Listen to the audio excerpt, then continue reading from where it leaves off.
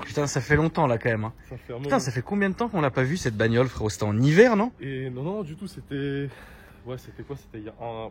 Un an? Tu peux mourir Non, qu'ils me disent un an. Non, je l'ai eu un mois, peut-être un mois et demi avant le confinement, je crois. Non? Un truc comme ça.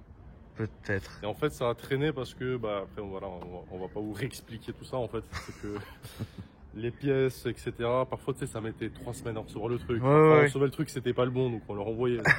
En gros, on a pris une Audi A3, ce n'est pas une S3, ça ressemble à une S3. Il y a beaucoup de gens qui me posent la question, c'est une S3, c'est quoi le truc? C'est une A3 S-Line. Donc, voilà.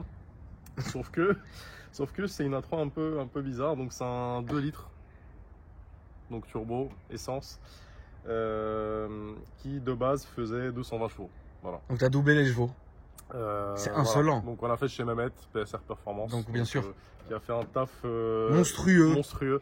Donc maintenant c'est compliqué d'expliquer parce que tu sais même tout à l'heure, je me suis permis un petit plaisir au péage. Ouais. Quand je rentrais de chez Mehmet, il y avait un mec en RS6, je déconne pas, qui m'a.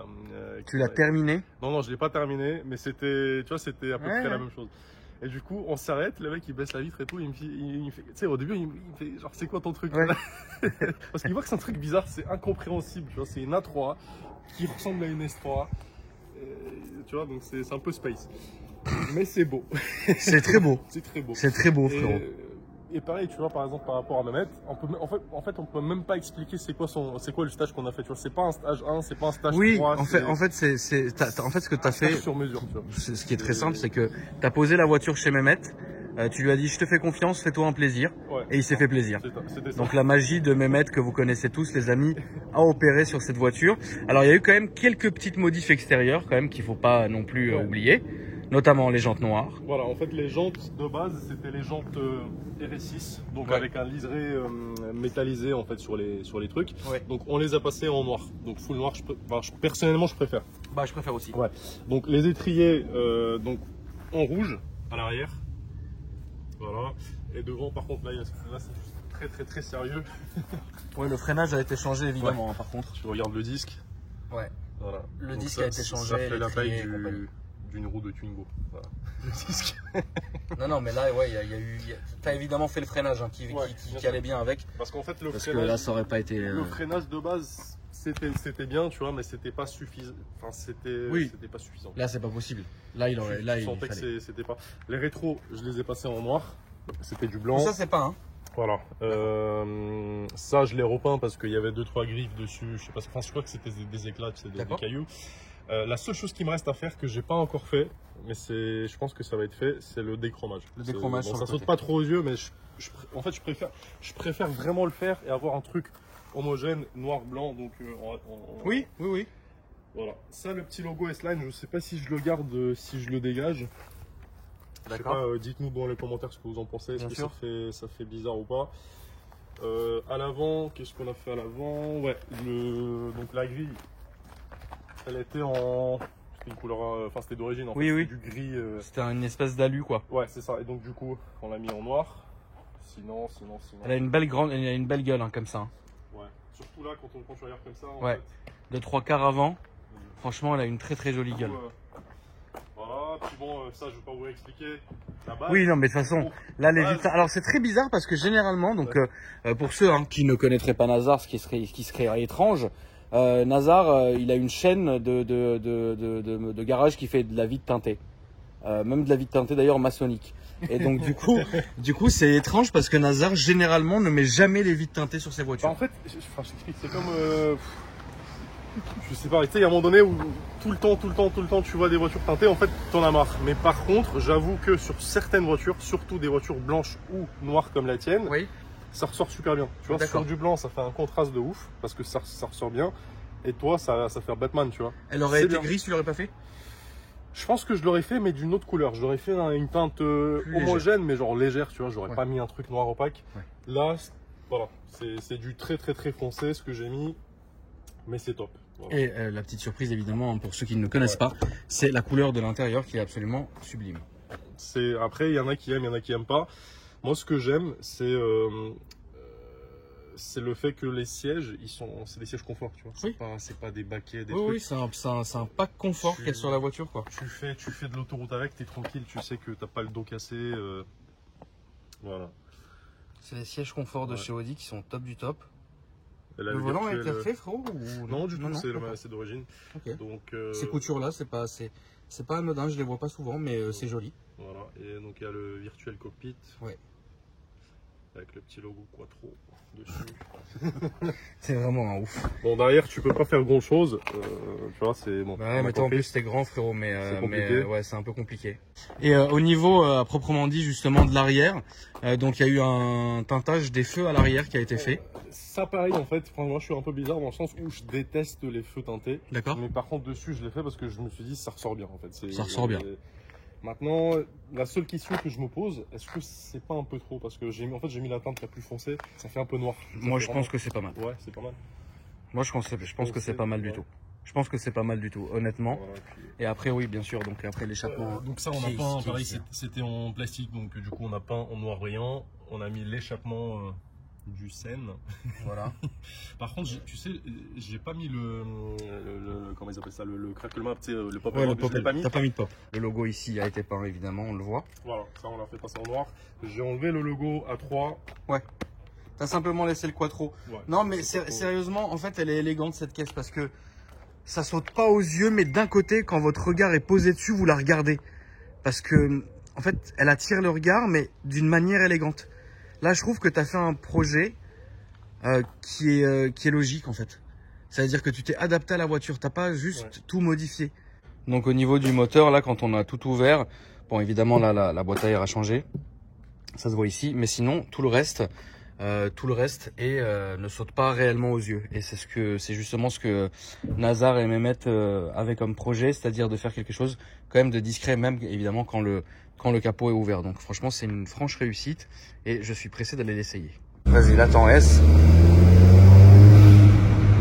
Ouais, donc on entend déjà, même si j'ai un tout petit peu accéléré, on entend que la voiture, si vous voulez, ça souffle très très bien déjà. Par contre, ouais, il y a un moment où il faut vraiment écouter le turbo, où tu sens qu'il est vraiment en pleine charge, et là t'accélères et ça explose, tu vas voir. Enfin, il faut vraiment trouver le... D'accord. Tu joues avec le turbo un petit peu, tu vois. D'accord, ok.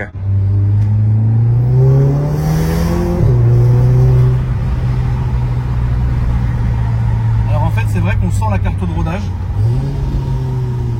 mais je pense avoir compris comment fallait gérer le boost en fait. Je pense que j'ai compris, je vais réessayer là sur le retour pour voir comment il faut, enfin, pour attraper le bon moment. Ouais, tu vois, c'est ça. parce qu'elle est en deux étapes la voiture. Ouais. T'as des moments où t'as l'impression qu'il se passe rien, t'as comme un trou en fait. C'est ça, exactement. Mais parfois, quand c'est vraiment le bon moment, ça bombe, ça envoie, tu vois. Exactement. En fait, il faut capter le bon moment. Et je pense l'avoir trouvé en fait. Il faut juste laisser charger en fait, c'est bizarre. Et pas en première d'ailleurs. La boîte est bonne. Et évidemment, je pense une carte de boîte qui a été faite aussi parce que elle réagit bien. C'est instantané, le son de la lime, il est top. Le son du turbo. Ça casse pas les couilles en fait, tu vois. Ça casse pas les oreilles. C'est pas du tout. T'es tranquille. T'es bien.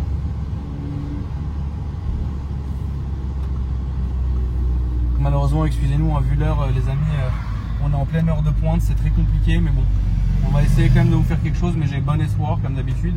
Vous connaissez la maison. Mais franchement, ouais, je pense qu'elle est très mesurée, elle est logique cette voiture. Voilà.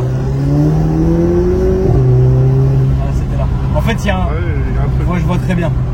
C'est un tout petit coup à prendre, mais c'est stylé. Il faut s'habituer. Il faut juste s'habituer. Et on n'a pas l'impression que le moteur est asthmatique en fait, c'est qu'il s'essouffle pas en fait. C'est ça. Alors oui, il y a un son qui est quand même extrêmement métallique, qui peut laisser penser au A45 notamment, mais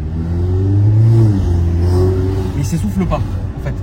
Il a une profondeur.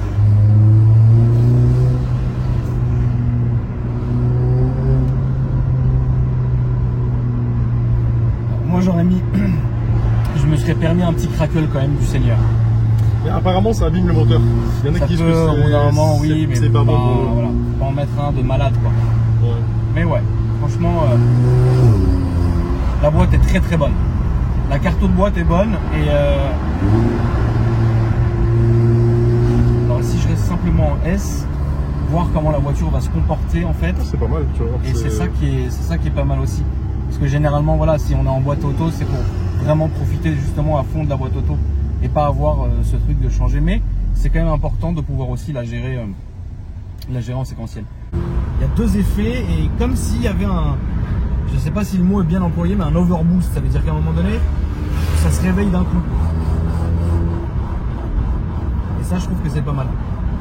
La sensation de conduite, là, vous le voyez, on est en ville, dans la limitation. Ça, malgré qu'on soit en S, ça se comporte bien. Mais par exemple, si j'appuie,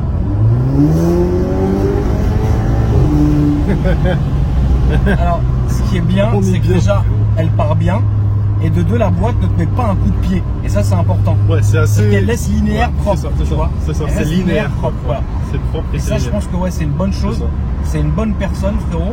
Et Mehmet a très bien travaillé dessus. Bonne personne. Et toi, tu as eu raison de lui faire confiance pour lui laisser libre cours à la prépa, quoi. C'est une voiture, frérot. Tu penses que tu auras un prochain projet bientôt dessus? Je pense pas. En fait, si tu veux rester sur un truc safe, si tu veux rester sur un truc qui est utilisable tous les jours, comme on disait, ouais. Je pense qu'il faut s'arrêter là. Faut pas aller chercher des trucs. Non, je pense aussi. On peut, je pense que c'est faisable. Techniquement, c'est faisable, mais est-ce que ça sera safe? Est-ce que ça sera confortable? Est-ce que demain tu peux faire un long trajet avec? Je suis pas sûr. Tu sais, je suis. Ouais, non, franchement, ouais, c'est nerveux aussi et tout. Ouais, franchement. C'est nerveux, ouais. En tout cas, les amis, merci d'avoir regardé la vidéo. Si vous cherchez Nazar sur Instagram, Select Auto Pro, il s'occupe essentiellement de vides teintées. Vous pouvez y aller les yeux fermés, c'est là-bas que je fais toutes mes voitures sans exception. Et puis, ça s'affiche en dessous, évidemment. Merci à toi, ça fait plaisir. Avec plaisir, mon frère. Et les amis, moi, si vous me cherchez sur les réseaux, ça s'affiche aussi en dessous. En tout cas, moi, je vous souhaite une bonne journée et je vous dis à après-demain pour une nouvelle vidéo. Salut! À bientôt.